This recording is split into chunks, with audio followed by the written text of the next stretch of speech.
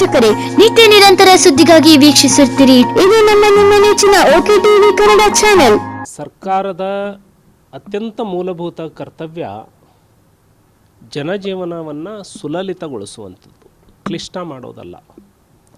ಈ ಸರ್ಕಾರದ ಆಡಳಿತದಲ್ಲಿ, ಕಾಂಗ್ರೆಸ್ ಆಡಳಿತದಲ್ಲಿ ಎಲ್ಲ ಕಡೆಯಿಂದನೂ ಲೂಟಿ ನಡೀತಾ ಇದೆ. ಸರ್ಕಾರಿ ಕಚೇರಿಗಳು ಇರ್ಬೋದು, ಅಧಿಕಾರಿಗಳು ಇರ್ಬೋದು, ಫೈನಾನ್ಸ್ಗಳು ಇರ್ಬೋದು, ಮೈಕ್ರೋ ಫೈನಾನ್ಸ್ಗಳು.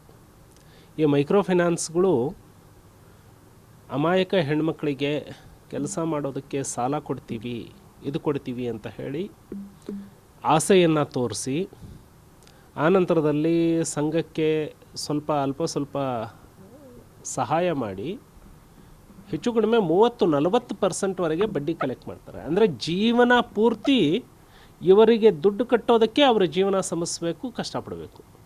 ಸರ್ಕಾರ ಏನು ಮಾಡ್ತಾ ಇದೆ? ಈ ಸರ್ಕಾರಕ್ಕೆ ಇವೆಲ್ಲ ಅರ್ಥ ಆಗ್ತಾ ಇಲ್ವಾ? ಸೊ ಇದನ್ನೆಲ್ಲ ಗಮನಿಸಬೇಕಾದಂತಹ ಕರ್ನಾಟಕ ಸರ್ಕಾರ ಕುರ್ಚಿ ಗಲಾಟೆಯಲ್ಲಿ, ಕುರ್ಚಿ ಎಳೆದಾಟದಲ್ಲಿ ಬ್ಯುಸಿಯಾಗಿದೆ. ತಮ್ಮ ಹಗರಣಗಳನ್ನು ಮುಚ್ಕೊಳ್ಳೋದ್ರಲ್ಲಿ ಬ್ಯುಸಿಯಾಗಿದ್ದಾರೆ. ಹಾಗಾಗಿ ಈ ಎಲ್ಲ ಸಮಸ್ಯೆಗೆ ಸರ್ಕಾರ ನೇರವಾಗಿ ಕಾರಣ. ಜನಸಾಮಾನ್ಯರ ಜೀವನ, ಅದರ ಜವಾಬ್ದಾರಿಯನ್ನು ಈ ಸರ್ಕಾರ ತೆಗೆದುಕೊಳ್ಬೇಕು. ಅಂತಹ ಚಿಟ್ ಫೈನಾನ್ಸ್ಗಳು ಯಾವಿದ್ದಾವೆ, ಮೈಕ್ರೋ ಫೈನಾನ್ಸ್ಗಳು ಯಾವಿದ್ದಾವೆ, ತಕ್ಷಣ ಅವುಗಳ ಮೇಲೆ ಉಗ್ರವಾದಂತಹ ಕ್ರಮವನ್ನು ತೆಗೆದುಕೊಳ್ಬೇಕು ಅಂತ ಹೇಳಿ ನಾನು ಒತ್ತಾಯವನ್ನು ಮಾಡ್ತೇನೆ. ಸರ್ಕಾರದ ಅತ್ಯಂತ ಮೂಲಭೂತ ಕರ್ತವ್ಯ ಜನಜೀವನವನ್ನು ಸುಲಲಿತಗೊಳಿಸುವಂಥದ್ದು, ಕ್ಲಿಷ್ಟ ಮಾಡೋದಲ್ಲ. ಈ ಸರ್ಕಾರದ ಆಡಳಿತದಲ್ಲಿ, ಕಾಂಗ್ರೆಸ್ ಆಡಳಿತದಲ್ಲಿ ಎಲ್ಲ ಕಡೆಯಿಂದನೂ ಲೂಟಿ ನಡೀತಾ ಇದೆ.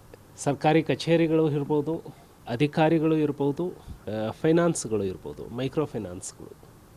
ಈ ಮೈಕ್ರೋ ಫೈನಾನ್ಸ್ಗಳು ಅಮಾಯಕ ಹೆಣ್ಮಕ್ಳಿಗೆ ಕೆಲಸ ಮಾಡೋದಕ್ಕೆ ಸಾಲ ಕೊಡ್ತೀವಿ, ಇದು ಕೊಡ್ತೀವಿ ಅಂತ ಹೇಳಿ ಆಸೆಯನ್ನು ತೋರಿಸಿ, ಆನಂತರದಲ್ಲಿ ಸಂಘಕ್ಕೆ ಅಲ್ಪ ಸ್ವಲ್ಪ ಸಹಾಯ ಮಾಡಿ ಹೆಚ್ಚು ಕಡಿಮೆ 30-40% ಬಡ್ಡಿ ಕಲೆಕ್ಟ್ ಮಾಡ್ತಾರೆ. ಅಂದರೆ ಜೀವನ ಪೂರ್ತಿ ಇವರಿಗೆ ದುಡ್ಡು ಕಟ್ಟೋದಕ್ಕೆ ಅವರ ಜೀವನ ಸಮಸ್ಬೇಕು, ಕಷ್ಟಪಡಬೇಕು.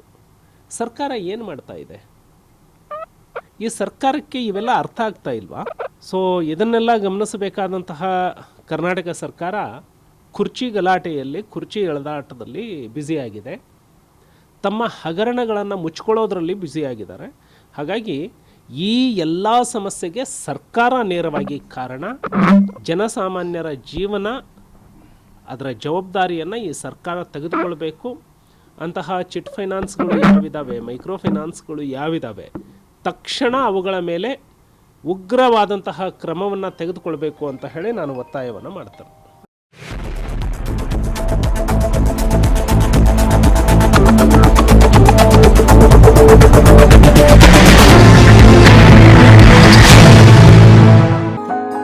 ಪ್ರಿಯ ವೀಕ್ಷಕರೇ, ನಿತ್ಯ ನಿರಂತರ ಸುದ್ದಿಗಾಗಿ ವೀಕ್ಷಿಸುತ್ತೀರಿ. ಇದು ನಿಮ್ಮ ನೆಚ್ಚಿನ ಓಕೆ ಟಿವಿ ಕನ್ನಡ ಚಾನೆಲ್.